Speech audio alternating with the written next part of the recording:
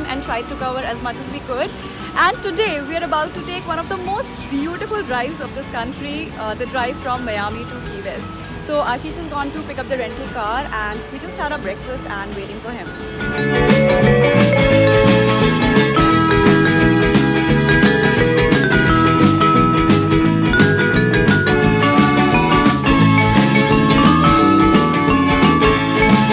The drive from Miami to Key West takes about 4 hours on the scenic coastal overseas highway, and there is so much to do during this trip. One of them being making a stop at the famous Robbie's Marina in Isla Morada.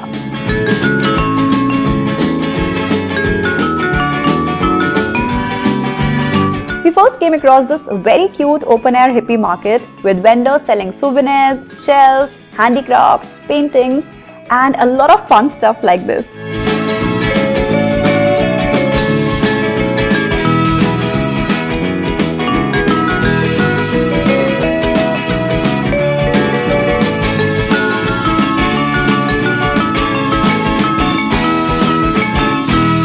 And finally, the most popular activity Robbie's is known for, hand-feeding huge tarpons. A number of visitors were feeding these huge silver fishes swimming around the docks, and you don't use a pole or hook for this, rather you use your hands, and that was quite scary.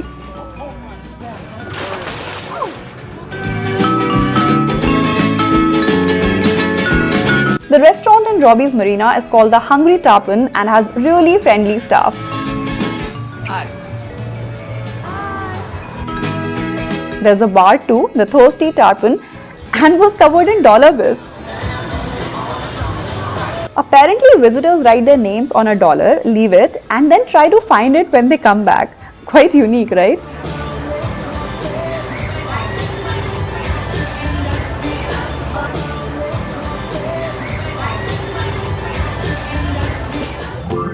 We loved the laid-back tropical vibes of this place.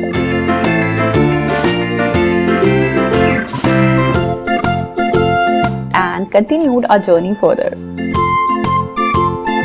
This 110-mile stretch of road from Miami to Key West is paved highway and includes crossing 42 different bridges. And the longest among them is this stunning 7-mile bridge. We made a quick stop at this old 7-mile bridge, which extends parallel to the new one, and a small 2.2-mile section is open for walking, cycling, and taking pictures.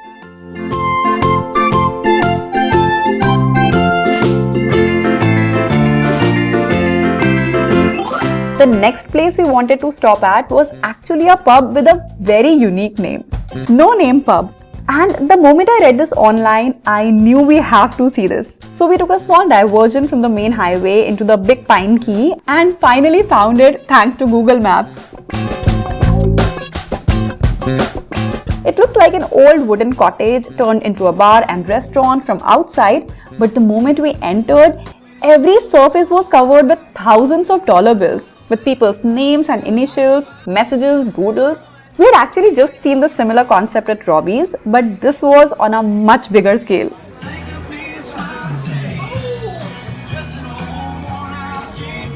And now Key West was just 30 miles away.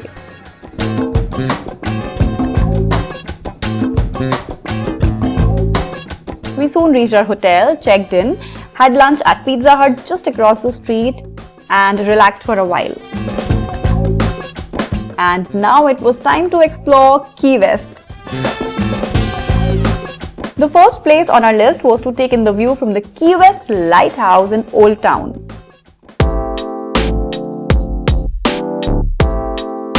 If you don't mind heights, climbing up the tiny and constricting 88 steps to the top of this lighthouse is worth it. Although we realized the viewing balcony at the top was very narrow, the views are amazing.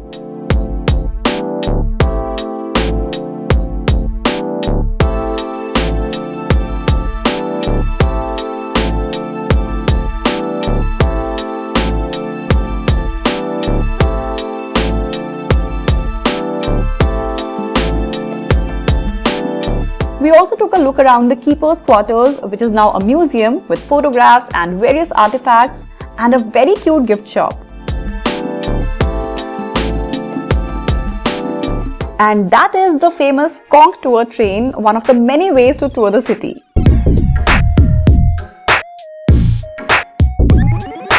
Just across the street is the Ernest Hemingway Home and Museum, a beautiful Spanish colonial-style mansion built in the year 1851. He was a literary icon and journalist, and his place is now a museum and a US National Historic Landmark. Now we started walking towards the Duval Street, which is lined with retail shops, restaurants, and nighttime hotspots.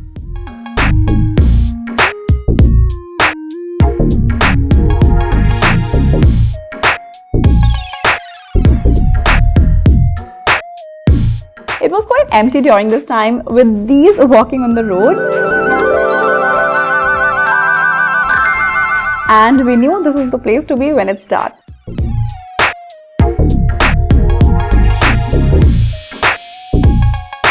However, one of the popular places nearby to have a picture taken is in front of this zero sign mile marker, which apparently is the end or the beginning of the US Highway 1.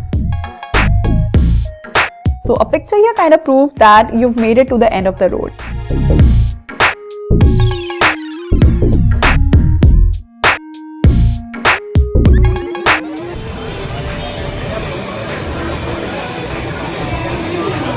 It was very hot and probably the best time to indulge in a key lime pie, the signature dessert of this quirky island. And a very cute option to try it is the Kermit's Key Lime shop, which truly boasts of all things key lime.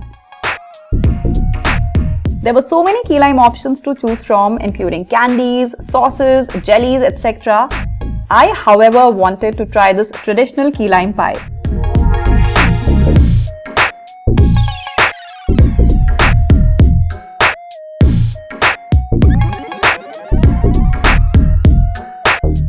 We were now at the Key West Historic Seaport, located along the Harbour Walk waterfront and full of trendy shops, restaurants and bars.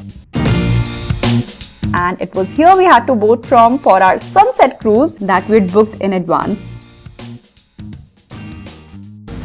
Yeah.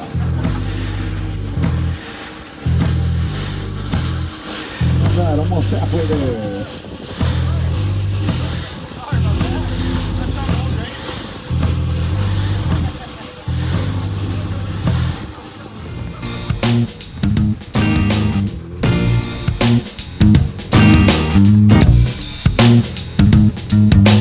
It was 7 p.m. already and time for us to sail into the world famous Key West sunset.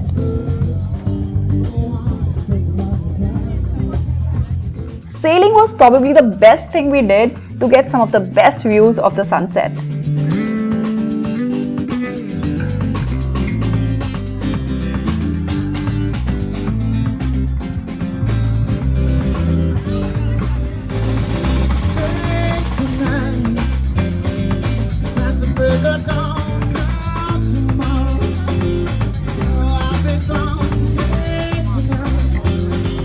Cruising the tropical waters of Key West with ice-cold margaritas, warm ocean breeze and these amazing musicians performing live against the setting sun, this evening was more than magical.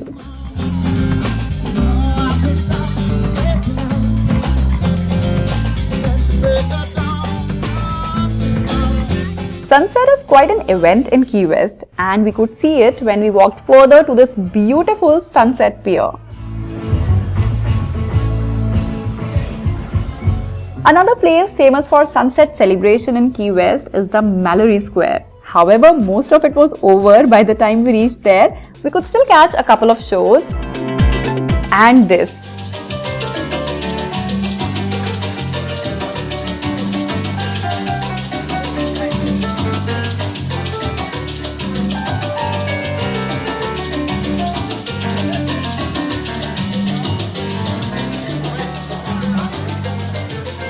And now we were back to the Duval Street, the epicenter of Key West's famous party atmosphere. Just at the beginning was this very cool and lively Sloppy Joe's bar.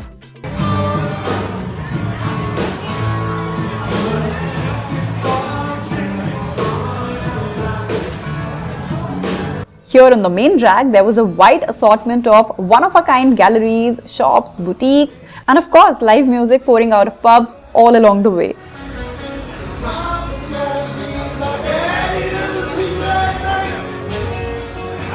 We were also lucky enough to find this nice vegan restaurant, that cafe. It was a chill spot with funky ambience, and we could find some great vegetarian dishes on the menu.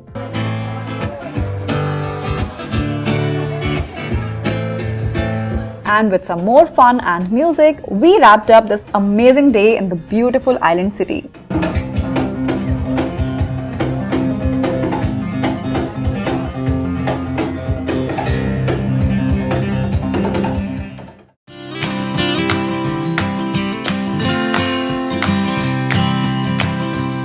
Good morning. So yesterday was amazing. I totally loved the vibes of this beautiful island. So one of the most popular points of Key West is the Southernmost point buoy, and it's customary to get a picture clicked there, but for that you have to wait in a very long line, and we didn't really want to waste a lot of time in the waiting line.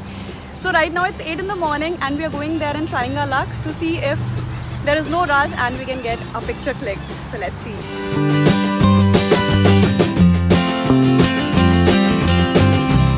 And we finally spotted the southernmost point of the continental United States. This massive, brightly painted buoy that marks this point was the one I was talking about. And damn, there was a line even in the morning.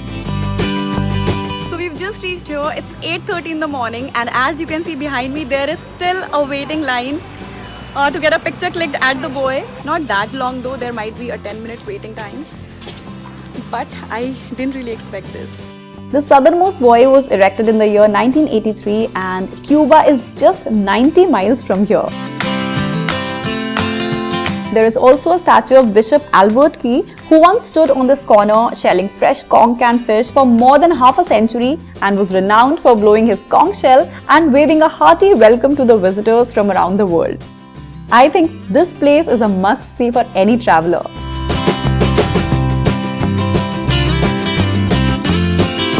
Anyways, we finally got our happy pictures clicked and drove back to Miami as we had to take a flight back to Boston the same day.